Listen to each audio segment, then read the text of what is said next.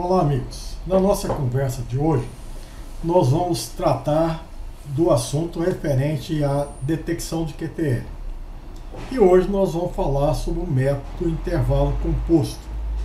Essa nossa conversa é uma sequência de conversas anteriores em que nós falamos sobre os métodos de detecção, localização, quantificação de efeito por meio de marcas simples e intervalos simples. Então nós vamos agora acrescentar a essa conversa informações sobre a técnica do intervalo composto.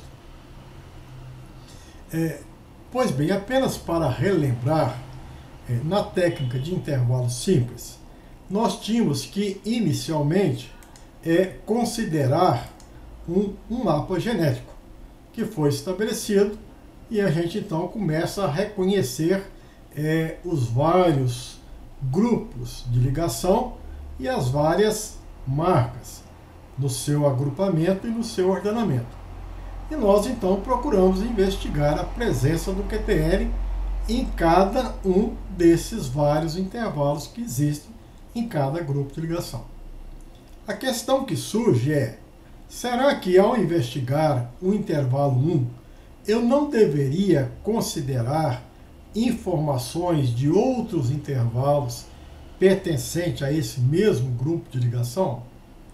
Será que eu não deveria levar em consideração outros marcadores ou outros intervalos pertencentes a outros grupos de ligação? Ou seja, marcadores que estariam não ligados a esse que nós estamos estudando? Então, isso configura uma questão a ser resolvida pelo intervalo composto. Se a gente achar que sim, nós devemos incluir mais marcadores, surge uma nova questão: responder quantos e quais. Todas essas respostas vêm do nosso conhecimento a respeito de teoria de análise de regressão.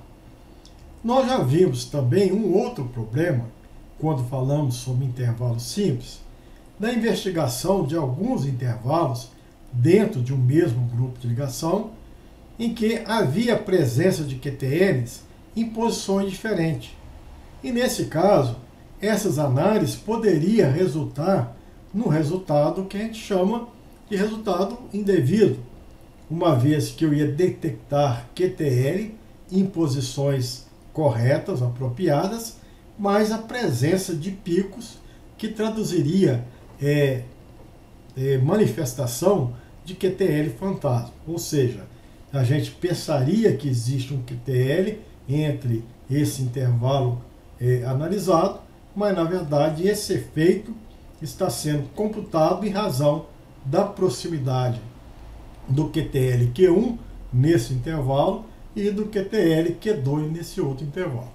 Então veja que analisar unicamente o intervalo, esquecendo as adjacências, esquecendo marcadores não ligados, pode contribuir para algum viés na sua análise, que normalmente é feita análise de regressão. Então a gente resume nessas proposições.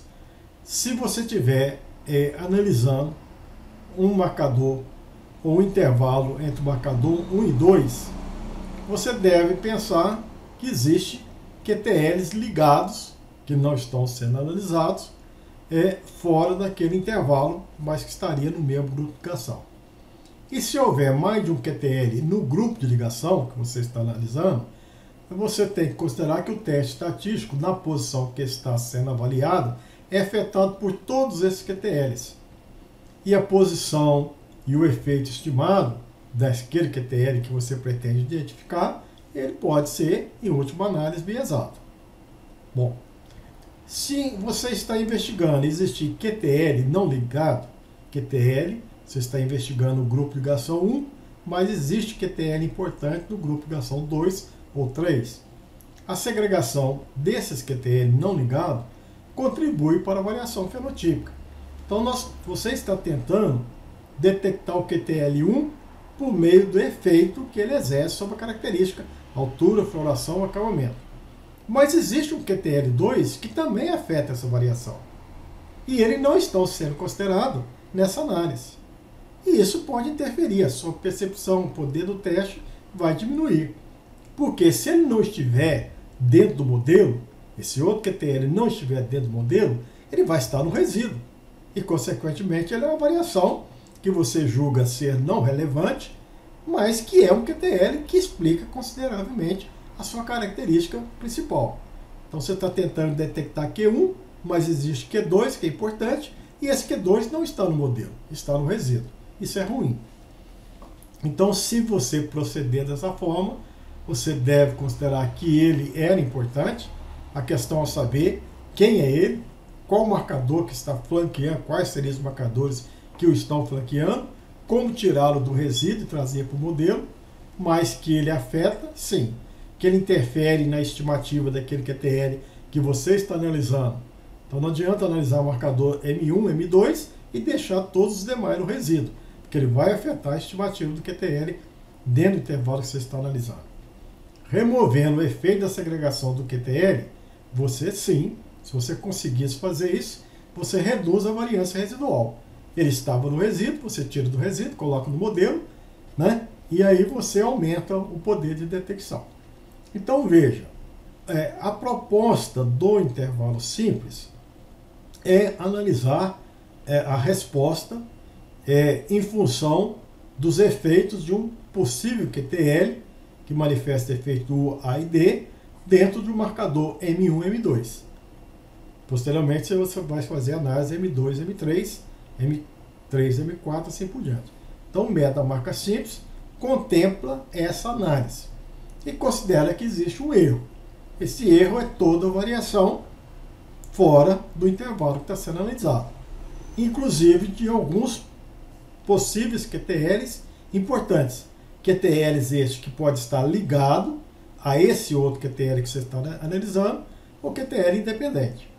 Então a proposta é trazer para dentro dessa análise de regressão alguns outros marcadores que estaria próximo desse QTL e, consequentemente, captaria a influência desses QTLs importantes. Tirar desse erro e trazer para o modelo. Então, esse X que representa esses novos marcadores, ponderados por esse coeficiente beta de regressão, numa quantidade C, que a gente precisa saber quantos e quais, ele então faria parte do modelo de regressão.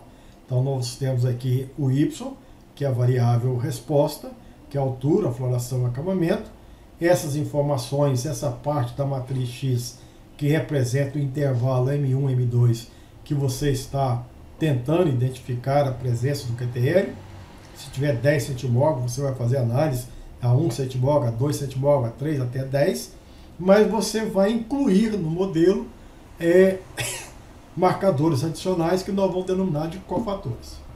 Nós precisamos relembrar toda a teoria de regressão para poder saber quais e quantos cofatores seriam importantes. Será que eu deveria trazer todos os outros marcadores? Se eu tenho 1000 marcadores, estou analisando o marcador 1 e 2, eu vou incluir no modelo 998 marcadores, ligados e não ligados? Isso é uma boa estratégia? Será que eu vou incluir muitos ligados, outros não ligados? O que eu devo fazer? As respostas virão na medida que eu tiver um entendimento sobre a análise de regressão. Então, a nossa conversa de hoje vai ser a conversa basicamente de estatística, relembrando alguns aspectos relacionados à análise de regressão, para que depois a gente retome essa conversa a respeito desse modelo e a gente vai por uma análise de intervalo composto com o modelo mais apropriado possível.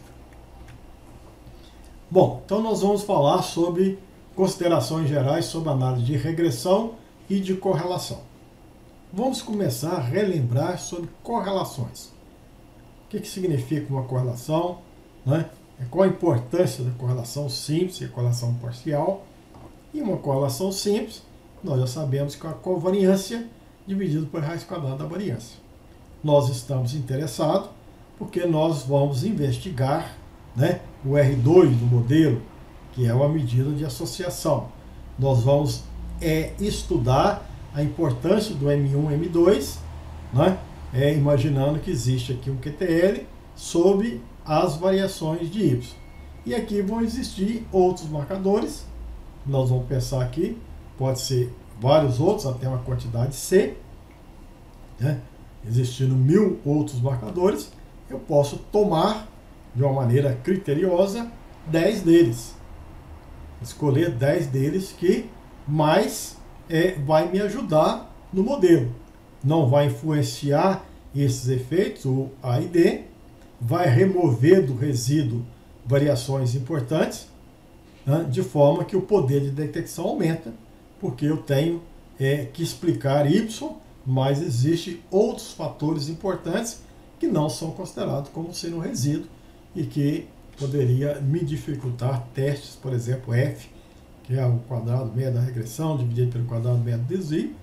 Se esse desvio está inflacionado, o meu poder de teste diminui. Então nós precisamos estudar primeiro essas correlações, né? Depois esses coeficientes de regressão. Bom, esse é o conceito de correlação simples. Nós vamos ter que relembrar o conceito de correlação parcial. Então, a correlação entre x e y na presença de x2, na presença de x3, assim por diante. Então, a relevância, inclusive uma estratégia para escolher marcadores como cofatores, seriam aqueles que gradativamente vão mantendo essa correlação e a correlação parcial.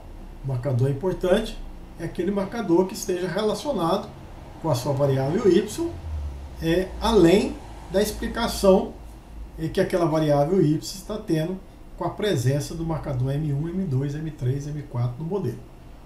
Então, se eu quero escolher o melhor marcador, eu posso tomar aquele marcador mais correlacionado com y.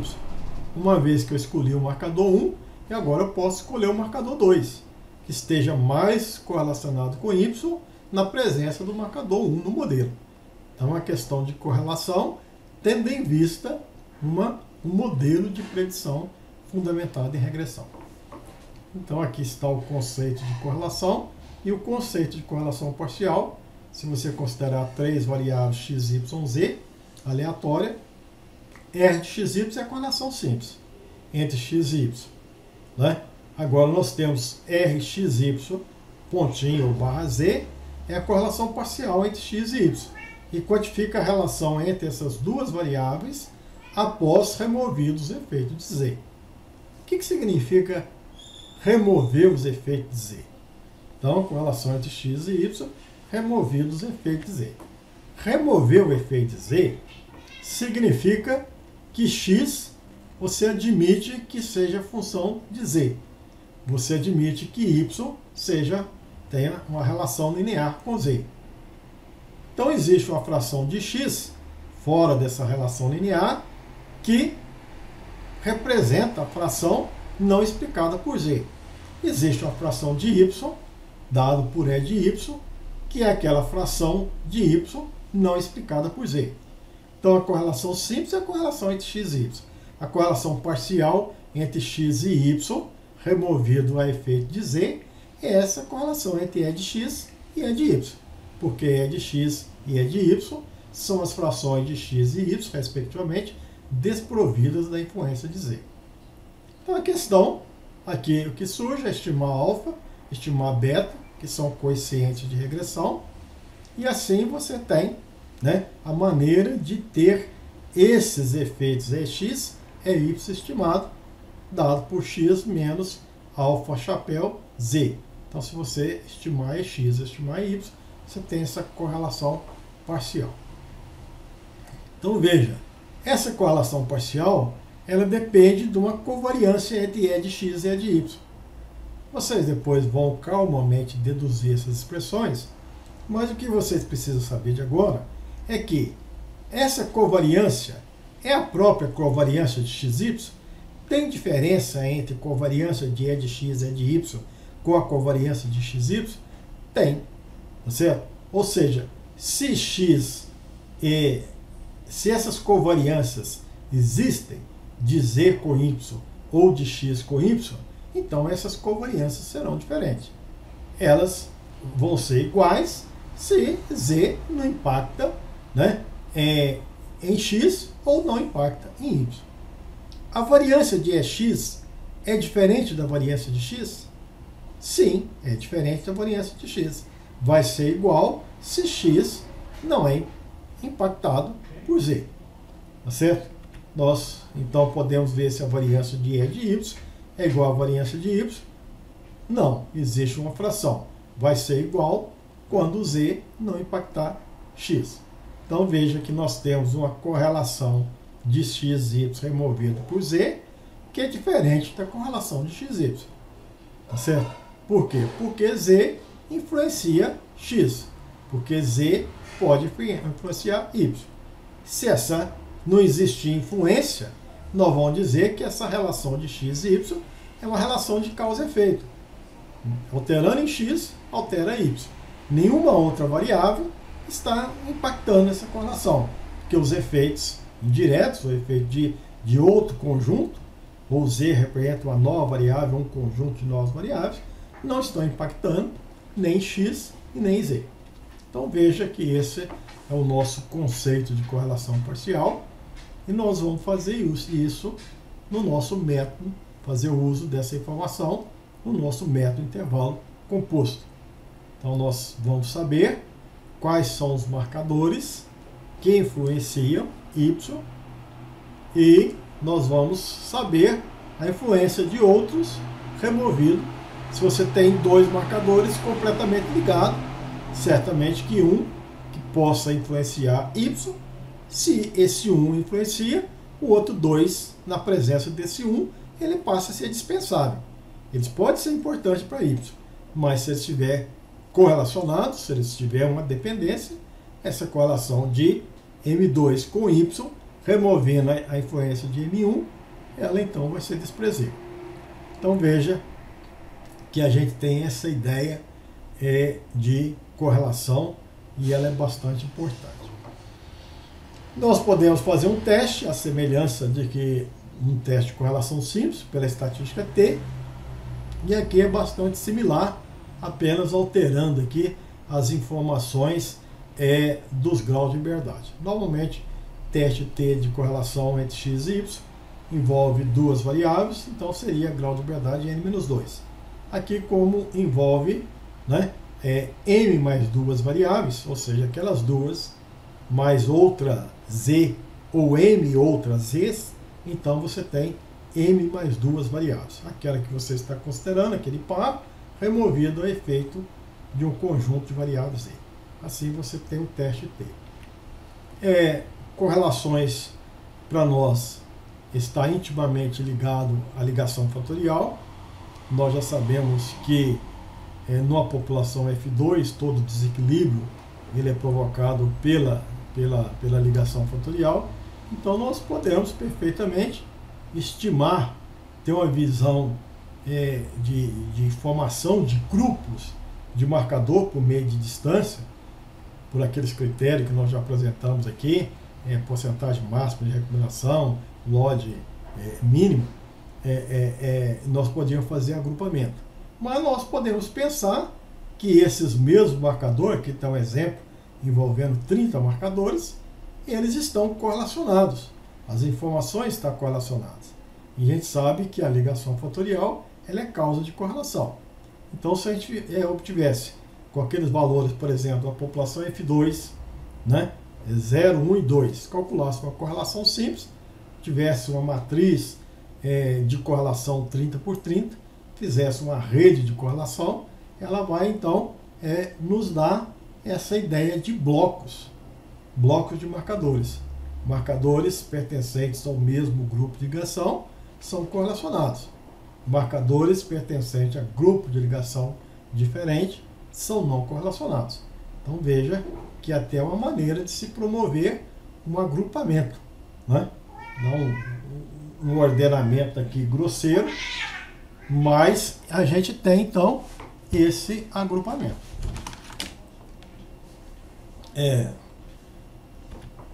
Pois bem, então nós já temos a ideia de regressão múltipla, de correlação simples e correlação parcial. Nós vamos agora retomar a questão da regressão múltipla, porque nós estamos interessados não só na presença via correlação importância de variáveis que estejam correlacionados entre si, ou que esteja correlacionado com a variável principal, mas nós também estamos interessados nos próprios coeficientes de regressão. Esses coeficientes de regressão que acompanham as informações dos marcadores sob análise no intervalo são importantíssimos porque vai medir o efeito do QTL, o provável QTL, o putativo QTL dentro daquele intervalo. Mas nós devemos considerar, né, que existe outros efeitos dentro do análise de regressão de outros marcadores que estão sendo incluídos como cofatores. Então, única e exclusivamente a presença deles se justificando para esvaziar o resíduo, para que o resíduo não tenha uma variação importante por marcadores importantes e para não impactar nesses coeficientes. Tá certo? Nós já vimos que esses coeficientes podem ser impactados principalmente com a presença de QTLs dentro do grupo de ligação que eu estou analisando, gerando então efeito significativo que remeteria a QTL fantasma. Nós precisamos, se o QTL é fantasma, se não existe QTL, nós precisamos que esses coeficientes acusem isso, ou seja, não sejam importantes, quando na verdade não existe nada naquele intervalo. Então é importante esse efeito dentro desse coeficiente. Esses coeficientes têm que revelar uma verdade. Se existir o QTL, eles serão importantes. Se não existir, eles não serão importantes. Então nós estamos muito interessados nas estimativas desses efeitos e como que essas estimativas desses efeitos podem ser impactadas. Pode ser impactada de forma indesejável, mostrando algo que não existe, sendo subestimado, são superestimados. Pode ter um efeito desejável. A presença dele pode ser que, sem a presença da marca, esse efeito do QTL fantasma existia, você colocou estrategicamente, e nós vamos ver que isso é possível, um marcador de forma a resolver o problema, né? Aquela análise, naquele intervalo, não declara mais a presença de QTL fantasma. Eu consigo remover porque eu conheço propriedades de teoria de regressão, em particular regressão múltipla. Então nós vamos fazer aqui uma breve revisão de alguns conceitos que provavelmente você já conhece. Vamos pensar no modelo de regressão linear múltiplo, em que y é função de x1, x2 até xp, e um conjunto adicional de variáveis, né, que você não mensurou, por exemplo, xp mais 1 até xp mais k, e você então sabe que todas essas variáveis influenciam, mas você vai fazer uma regressão em que x1 até xp são importantes. As demais nós vamos dizer que, por uma razão qualquer, eu não mensurei, ou não é possível mensurar, ela faz parte do erro. Então nós vamos dizer que y, produção, por exemplo, função de B0, mais B1 nitrogênio, mais B2 fósforo, mais B3 potássio, que vai tentar explicar y. Outras fontes de variações são importantes, mas eu não quantifiquei, considero que faz parte do resíduo. Outros nutrientes, água, patógeno, nós são importantes, mas estão aqui, eu vou enfatizar no meu estudo, esses efeitos que eu estou mensurando. Existem algumas pressuposições que são adotadas, principalmente em relação ao sistema aleatório, que a esperança é igual a zero, a esperança ao quadrado é igual a variância, é dado por sigma 2. Esses erros, vão imaginar que eles são não correlacionados. Bom, se você tem várias informações, você passa a ter um sistema, um conjunto de equações lineares. A primeira observação é a função de B0, B1, x1 mais B2, x2, mais BP, xp, mais o erro. E assim você vai para todas as observações que você tiver. Você vai fazer um experimento mensurando aí a resposta em N indivíduos. Você pode colocar essas informações na estrutura matricial. Temos aqui o vetor Y, a matriz de incidência de X, aqui o vetor de parâmetro, do beta, B0, B1 até BP, e aqui os erros. O nosso objetivo, numa análise de regressão, é estimar esse vetor beta de coeficiente de regressão, e estimar também o componente da variância, né? O sigma 2, que é o componente da variância residual. Isso vai ser importante para que eu estabeleça hipóteses. Eu posso testar se B1 é igual a zero, tá certo? Eu posso estabelecer intervalo de confiança. Então a informação de sigma 2 é extremamente importante. E posso também quantificar a bondade do modelo por meio de uma estatística R2. Pois bem, então nós vamos começar estimando os parâmetros. Vamos aplicar aqui o beta máximo verossimilhança, que uma das exigências é que você reconheça a função de distribuição que está envolvida. Nesse caso, nós vamos pensar aqui numa normal, com média M e variância sigma 2. Então, essa aqui é a função de densidade e probabilidade. Então, a nossa pressuposição é que esses erros, sim, tenham essa distribuição normal. Nós vamos imaginar que esses erros, lá nas pressuposições, são independentes, dada a normalidade, a condição de falta de correlação nos leva à independência, né? Então, com média zero, variância aí, sigma 2. Então, nós temos aqui como explicar cada um desses erros com essas normais com média zero e variância sigma 2.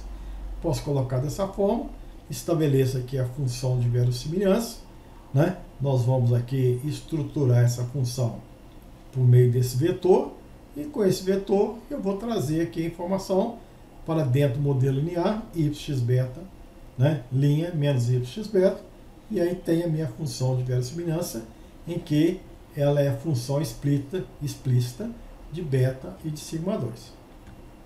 Então, preciso estimar o vetor beta. O estimador de máxima verossimilhança depende da função suporte, que é o logaritmo neperiano dessa verossimilhança, e eu tenho a função score, dada então pela derivação dessa função suporte em relação ao parâmetro beta, né?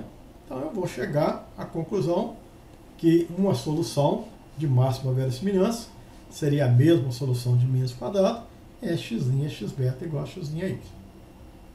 Da mesma maneira, se eu quiser um estimador de máxima verossimilhança de sigma 2, tem que obter a função suporte, tá certo? Essa função suporte agora derivar em relação a sigma 2. Se eu assim fizer, eu tenho o estimador de sigma 2 dado por essa expressão. Vou verificar que ele é um estimador que é tendencioso porque está sendo dividido por n. Se eu fizer uma correção, eu tiro esse viés e passo a ter o estimador não tendencioso. Se eu dividir aqui por n menos p menos 1, eu tiro esse fator de viés. Bom, se eu quero estabelecer, se eu precisar de estabelecer hipóteses, testar hipóteses, intervalo de confiança, é prudente a gente obter essa matriz de covariância dos beta. Há uma dedução e a covariância do beta é dada por x'x a menos 1, x'x, essa matriz S, vezes sigma 2. Então veja, essa aqui é apenas uma maneira de relembrar uma teoria de regressão que vocês provavelmente já tenham conhecimento. Então eu posso, numa regressão, atender meus objetivos. Estimar então o vetor beta, conhecer o vetor beta, conhecer o valor de sigma 2, né? Posso até obter um valor não biasado com a devida correção, e se eu quiser testar a hipótese, ter as variâncias, as covariâncias do beta, eu vou usar essa expressão que depende de sigma 2, né? Então por isso que esse sigma 2 é tão importante.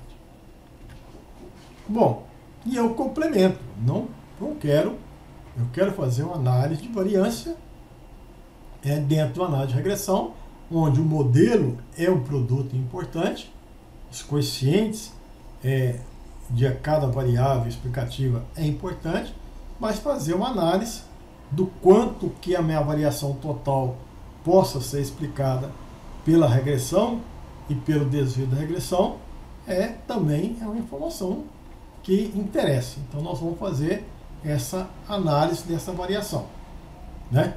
Então veja, na análise de variação da regressão linear múltipla. Nós temos aqui uma fonte de variação que é a regressão, onde nós temos P variáveis preditora, N informações, são o quadrado total N-1, então decompõe na variação de regressão e desvio da regressão. Então posso estudar que essa variação que existe em altura, em floração e acabamento, ela possa ser explicada pelas respostas das minhas variáveis explicativas, né? E por uma causa de variação que eu considerei como sendo residual. Então nós temos aqui a soma do quadrado total, y' menos c, a soma do quadrado do desvio da regressão, y', e a soma do quadrado da regressão, x' y menos a correção.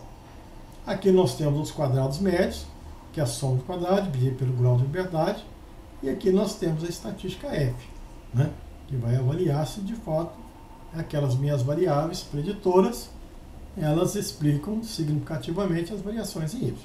Então posso aplicar aqui uma estatística f.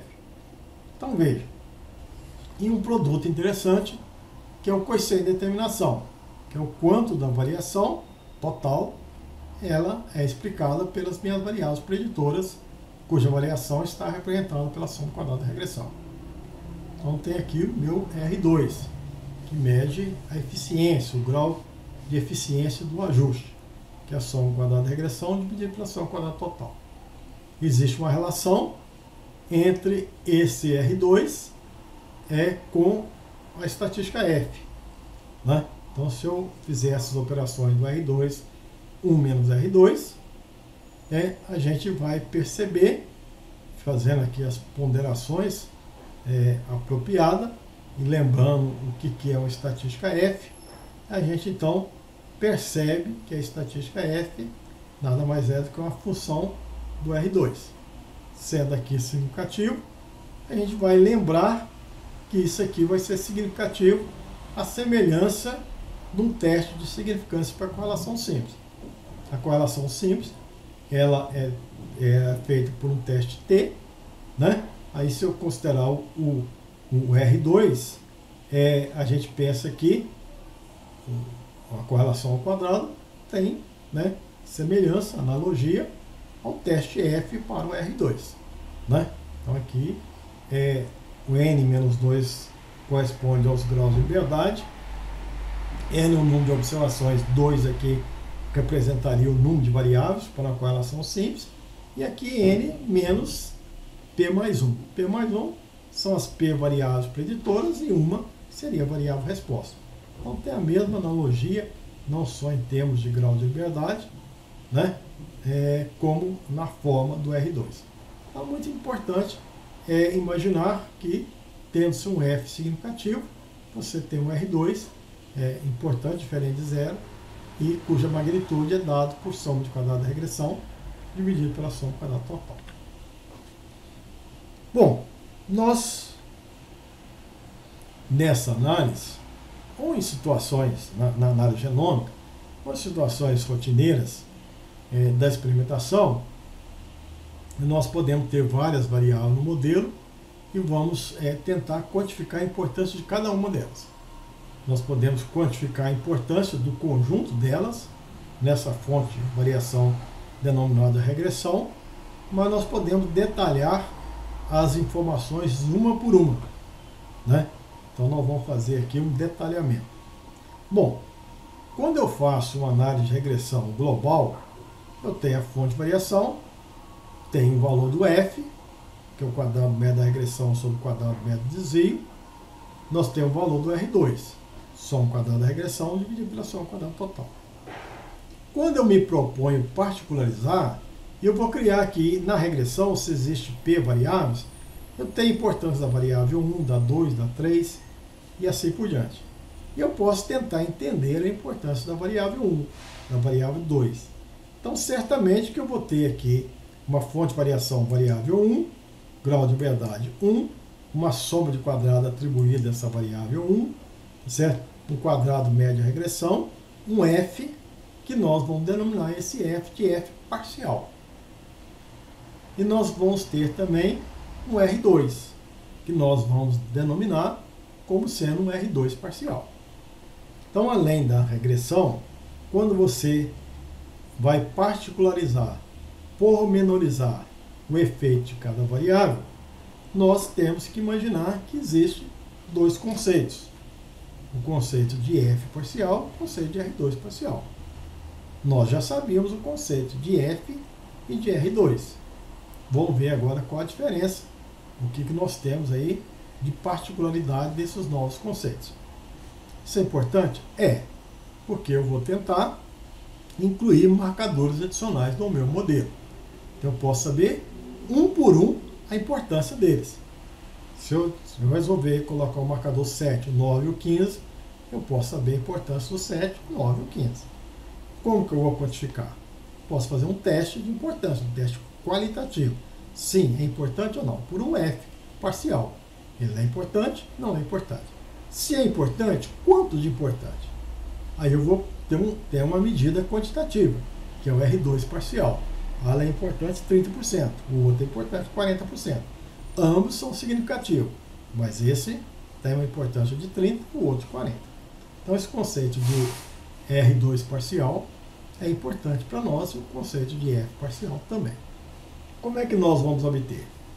Nós fazemos para cada uma desses marcadores ou das variáveis preditoras, nós fazemos duas análises. Uma que a gente chama do modelo completo e outra com o modelo reduzido. Reduzido como? São todas as variáveis, exceto aquela que eu julguei ser, é importante, relevante naquele estudo. Tinha 10 variáveis, faço o estudo com as 10, depois eu tiro uma, faço análise com 9. Depois eu tiro outra, faço outra análise com outros 9. Então veja, eu tenho um modelo completo com esse esquema de análise de variação e um modelo que chama reduzido, que tem também regressão, só que esse aqui tinha P variáveis, aqui vai ter P menos 1. Se eu tinha 10 variáveis, eu fiz a análise primeiro com 10, agora eu vou fazer com 9. O grau de verdade total era o mesmo, o número de observação é exatamente o mesmo, mas o desvio então vai ser, aqui seria N menos P menos 1, e aqui seria N menos P, a diferença de N menos 1 menos P menos 1. E tenho soma de quadrado de regressão do modelo reduzido.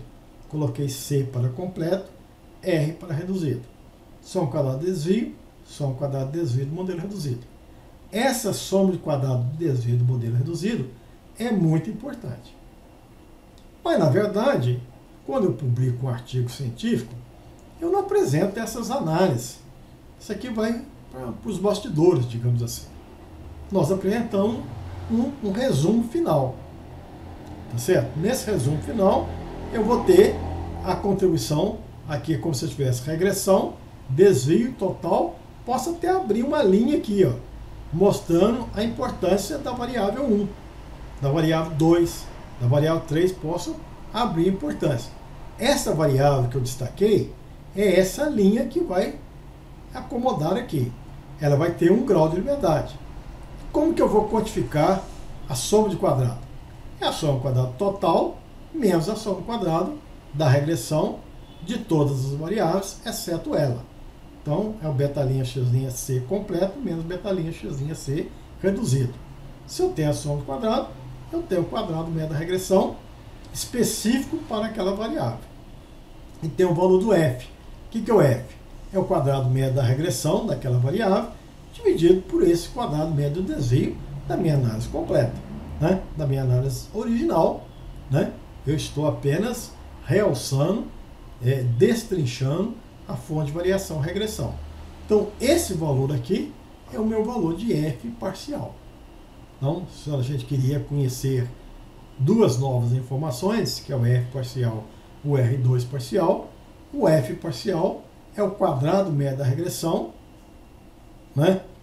associado a essa variável, dividido pelo quadrado médio do desvio do modelo completo. Mas eu quero também obter o valor do R2 parcial. Então veja, eu tenho naquela minha tabela que eu apresento no meu artigo científico a soma de quadrado da regressão daquela variável, que é a diferença entre a soma quadrada do modelo completo menos a soma quadrada do modelo reduzido. Está associado a 1 grau de liberdade. Então tem essa informação. Mas eu não apresento, apesar de ter, a soma de quadrado do modelo do desvio sem aquela variável. Mas ela existe. Então, a gente pode perceber que o valor do R2 parcial, nós falamos que o R2 da regressão do modelo completo é a soma de quadrado da regressão dividido pela soma quadrada total. Agora, o R2 parcial é a soma de quadrado da regressão desta variável dividido pela soma de quadrado do desvio. Que desvio? Do modelo completo? Não. Do modelo sem aquela variável, que é esse desvio aqui do modelo reduzido. Então, dessa forma, nós definimos o R2 parcial. Por que isso? Tá certo? Às vezes o ouvinte poderia pensar, olha, mas o F era a mesma coisa, só pegar o quadrado médio da regressão e dividir pelo quadrado médio do resíduo. Por que agora o R2 parcial é dado por essa forma? Se nós concordarmos que é dado por essa forma, nós vamos imaginar que esse é o R2, transformado aqui pela notação matricial, e 1 menos R2 é dado por essa expressão.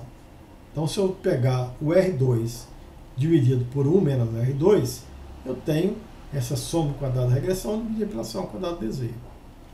Bom, então veja que se eu expandir o valor de F, eu percebo que existe, se o R2 parcial foi definido dessa forma, eu percebo que vai existir, então, uma relação de F e o R2 parcial. Então, F e o R2 parcial têm a mesma relação do F da regressão e o R2 da regressão completa, certo?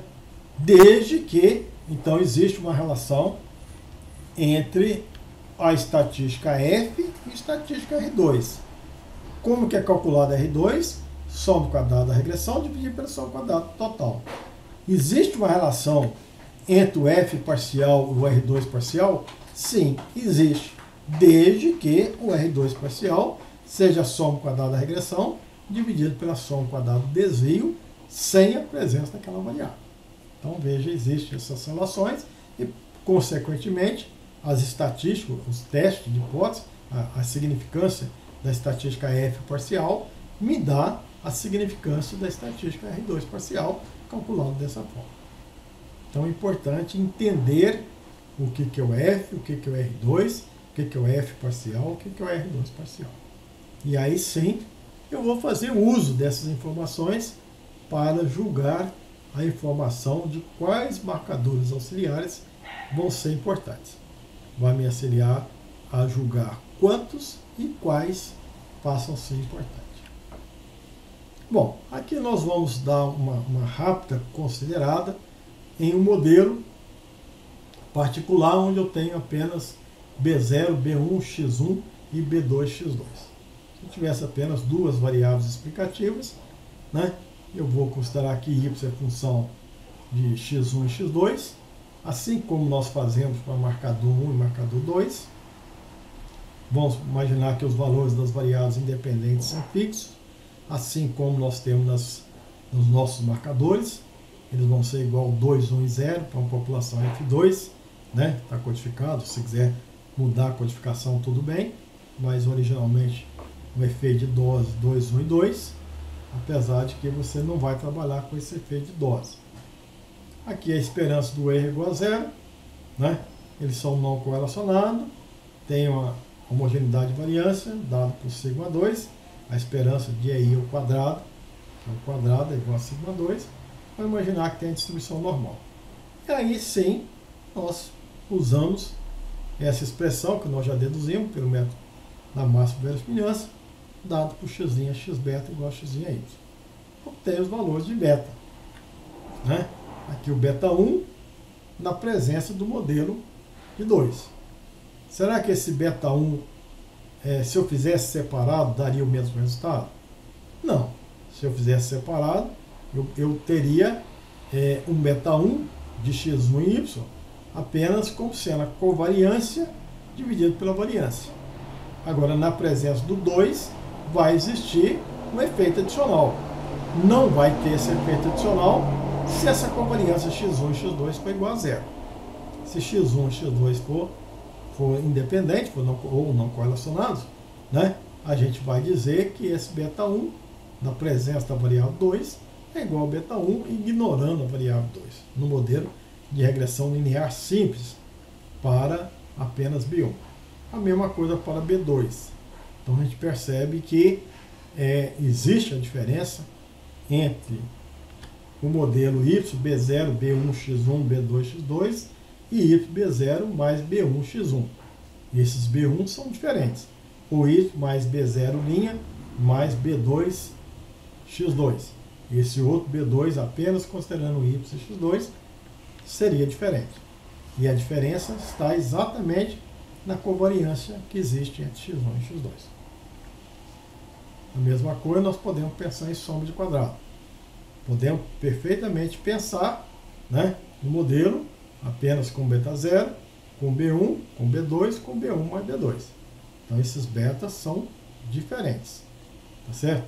E aqui temos então essas reduções.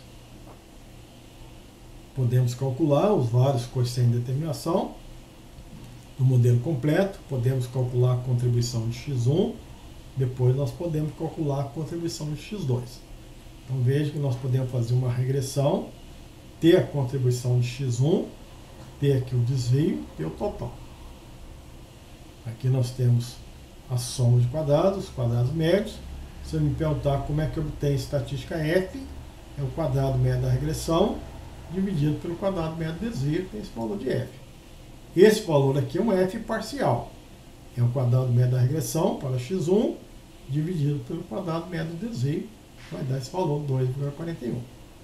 Esse quadrado médio da regressão dividido por esse quadrado médio do desvio dá 5,44.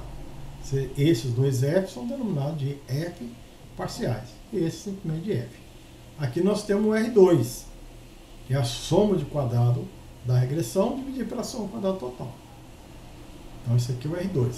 E esse R2 parcial é a soma de quadrado da regressão, tá certo? Que está explicitado aqui, esse 22, dividido pela soma de quadrado do desvio, do modelo que não tem x1. Não está nessa tabela, mas eu fiz a análise anterior e sei quanto é que isso vale.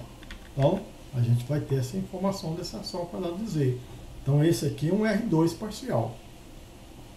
Esse aqui é um outro R2 parcial. Então, veja que a gente não... Aqui existe até informação que a gente acrescentou na tabela, que é a soma quadrado do desvio sem a presença da variável. Então, se você quiser, é essa soma quadrado 22 dividido pelo 41. Né? Então, daria o F2 parcial. Aqui é o 51,12 dividido pelo 69, dando aqui esse R2 parcial. Não se trata aqui de uma decomposição de R2. Se eu somar esses dois valores, tá certo? Ele vai dar, inclusive, mais do que 100% ali, mas é a contribuição individual de cada variável para aquela regressão. Bom, então nós aprendemos como ter essas informações. R2 parcial, F parcial. Então nós vamos agora aprender um algoritmo, uma estratégia de definir entre um conjunto de variáveis quantas e quais seriam variáveis importantes para explicar y. Isso, posteriormente, nós vamos usar em análise genômica. Então vamos pensar que nós temos aqui a característica y e nós temos então 4 variáveis candidatas como sendo preditoras de y. Eu posso fazer uma regressão linear múltipla. Y é igual a x1, x2, x3, x4. Achar os beta, achar o R2, ponto final. Então, eu vou dizer que essas 4 são importantes. Agora, eu posso ter uma outra análise, uma outra pergunta que requer uma nova análise. Essas 4 variáveis são de fato importantes para explicar y? Bom, é uma pergunta diferente. São todas as 4 importantes ou algumas são relevantes para explicar y? Quantas e quais? Então, será que eu vou escolher x1 e x3, x1, x2, x3? Quantas e quais?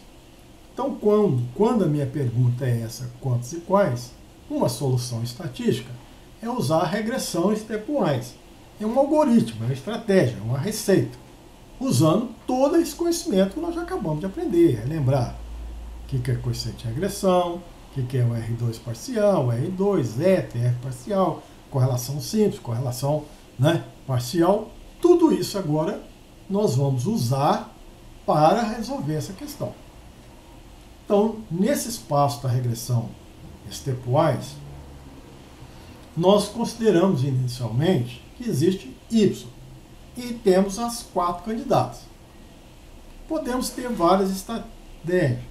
A estratégia de colocar todas e excluindo uma por uma, ou a estratégia de colocar uma por uma. Então, às vezes é denominada estratégia forward, estratégia backward, às vezes acrescenta até o final, até um determinado limite, ou remove até determinado limite, ou você tem essa regressão, apesar de ser passo a passo, você pode acrescentar e você pode, ao mesmo tempo, excluir. Então, vai ser essa estratégia que nós vamos adotar. Avaliar a possibilidade de incluir no modelo e, ao mesmo tempo, questionar se é possível descartar do modelo alguma coisa. Para incluir, para descartar, nós precisamos, então, de um nível de tomar decisão, de uma probabilidade. Então, nós vamos pensar aqui numa probabilidade de entrada, por exemplo, com a probabilidade P, para que você faça o seu teste de significância. Né? O nível de significância é referencial para entrada, por exemplo, 10%. E posso adotar uma probabilidade para exclusão da variável, que pode ser 10%, pode ser diferente do que 10%. Nesse exemplo, nós vamos considerar os dois como sendo 10%. Tá certo? O nível para tomar a decisão de entrada e de saída como sendo 10%. Então, a primeira providência é escolher uma primeira variável importante. Nada mais óbvio do que calcular a correlação de todas elas com y e avaliar aquela de maior relação linear. Então, eu tenho aqui as várias variáveis, as candidatas, e aqui as correlações com y. 0,73, 0,81, menos 0,53, menos 0,82. Posso ter correlações parciais, poderia adotar esse critério, poderia fazer regressões lineares, escolher com base no maior coeficiente beta, posso avaliar pela estatística F igual a, se o beta, F igual a T2, porque o beta aqui, sob a hipótese que beta é igual a zero, então posso selecionar pela probabilidade associada à hipótese, mas vamos fazer o que normalmente é feito, escolher a primeira variável mais importante como sendo aquela de maior correlação. Maior correlação aqui, né, o valor absoluto, interessa o sinal, mais correlacionada, foi x4 correlacionada negativamente. Então nós vamos primeiro colocar o modelo y é função de b0 mais b1 x4. Vamos realizar a análise de regressão de y em função de x4. Então nós temos a regressão, apenas x4, um grau de liberdade, total 12 observações, existem 12 observações aqui, na verdade 13 observações, 1, 2, 3, grau de liberdade igual a 12, e aqui para desvio por diferença 11. Faço análise, né? Tem a soma de quadrados, quadrado médio, o f, e vou dizer aqui que o f é 22, significativo, valor de probabilidade, vou tomar como referência 10%, ele é menor do que 10%, significativo, conclusão, eu aceito, permito a presença de x4 no modelo. Posso calcular o R2 do modelo, dado pela soma quadrada da regressão sobre soma quadrada total, 67%. Posso até ter um índice aqui, né?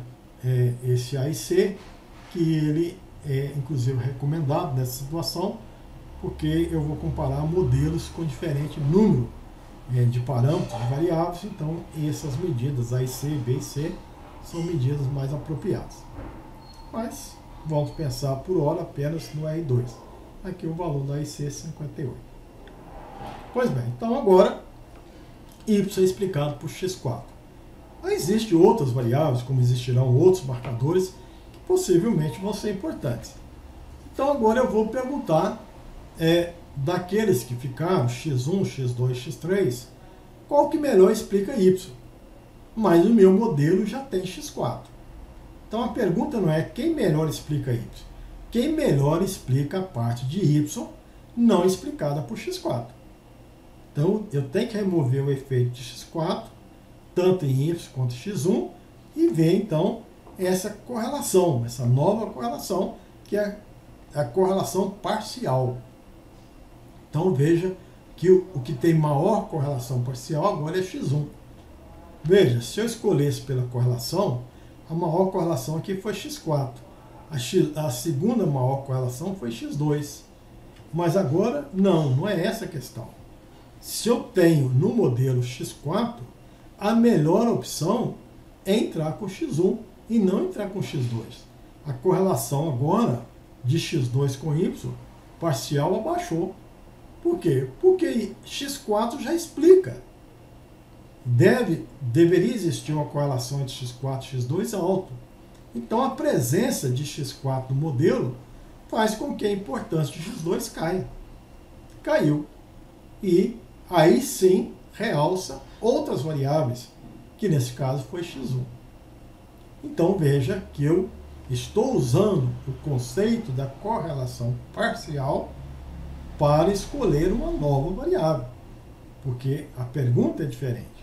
Qual a variável importante para explicar Y, além da explicação proporcionada por X4? Escolhi então o X1. Então vou fazer uma análise. Veja que não é simplesmente colocar X4 e X1 no modelo.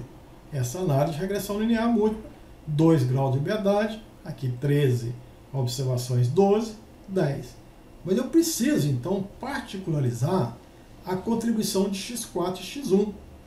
Então vou fazer uma análise de modelo completo, X4 e X1, análise de modelo reduzido apenas com X4, análise de modelo reduzido apenas com X1. E tem então as importâncias de cada uma dessas, uma decomposição da fonte de variação e regressão.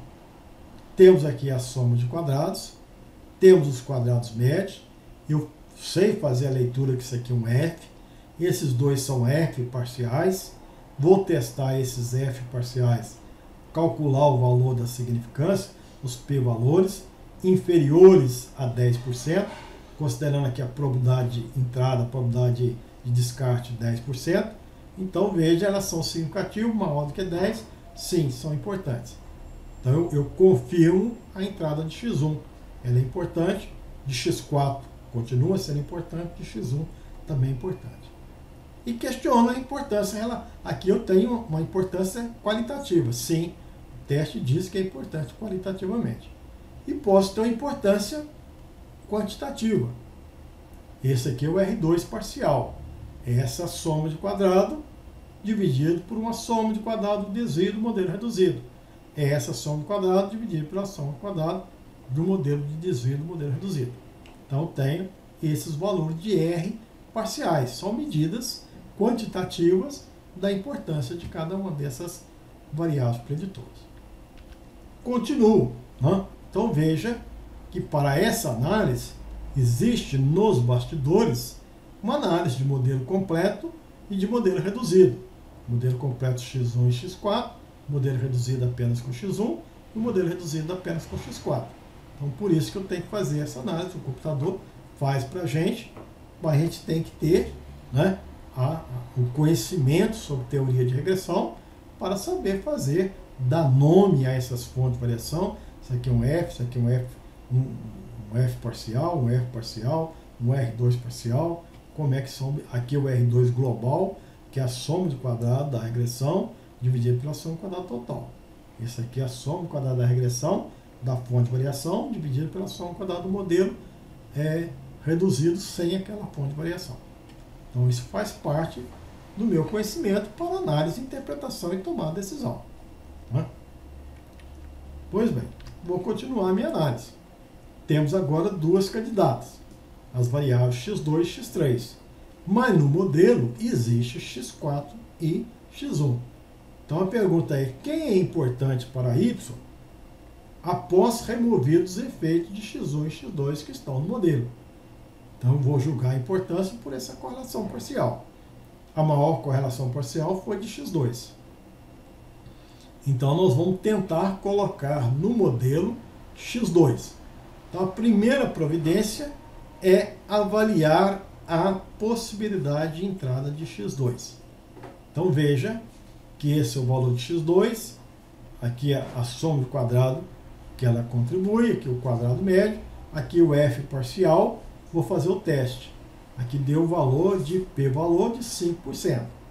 Como no meu critério era 10% para entrada, eu admito a entrada. Tá certo? Porque esse valor ele é inferior a 10%. Se eu tivesse especificado 5%, não. Mas como a minha probabilidade de entrada, o meu nível de implicância é 10% e o p-valor está abaixo de 10%, sim, é significativo. Bom, uma vez que eu permita a entrada de x2, eu tenho que questionar a saída de... Se não fosse permitida a entrada, ponto final, retornava o modelo original. Mas se eu permitir a entrada, eu tenho que agora responder uma outra questão.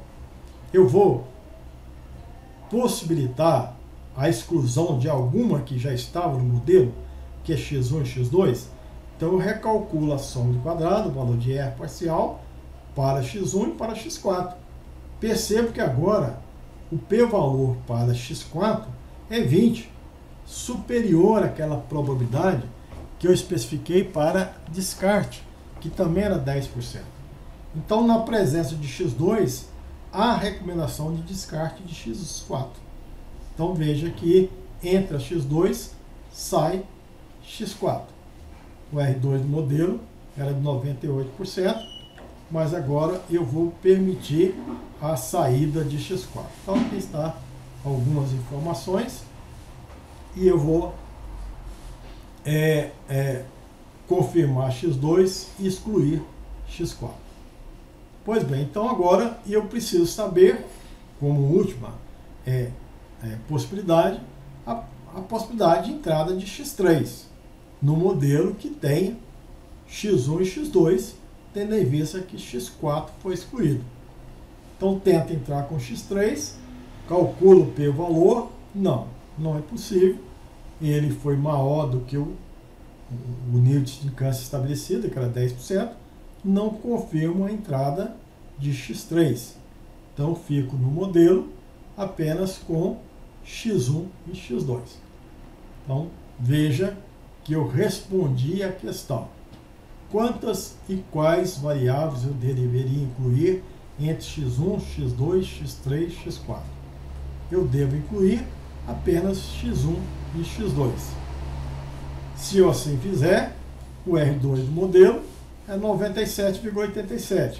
Veja, quando eu tinha x1, x2, x4, o R2 era de 98,23 global.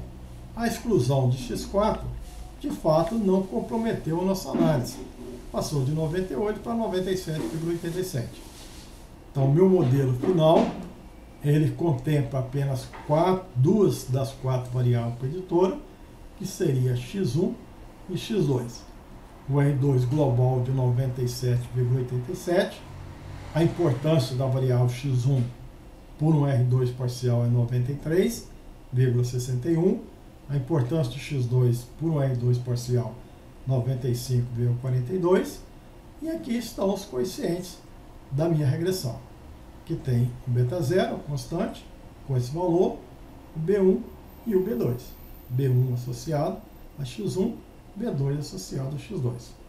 Podemos fazer testes, né? Teste T para o coeficiente de regressão, mas esse aqui é um modelo linear múltiplo que explica y, portanto, dado por essa equação. Então, nós temos um conjunto de dados e eu posso, então, saber quantos e quais são importantes. Isso vai ser extremamente importante porque eu vou analisar o marcador 1 e 2, que representa o intervalo 1, e vou questionar a possibilidade de colocar no modelo vários outros. Pelo menos aprendi uma maneira de que a regressão, a teoria de regressão, usando estratégias temporais, eu consigo elencar uma certa quantidade de outras que poderia estar no modelo. Nós vamos ver numa conversa futura alguns detalhes a mais, mas essa teoria de análise de regressão ela é fundamental para o entendimento e implementação dos procedimentos. Pois bem, nós finalizamos nossa conversa agora e nós recomendamos e solicitamos e gostaríamos que você participasse do nosso canal. Por favor, dê a sua sugestão, sua colaboração e se inscreva. Muito obrigado e até lá.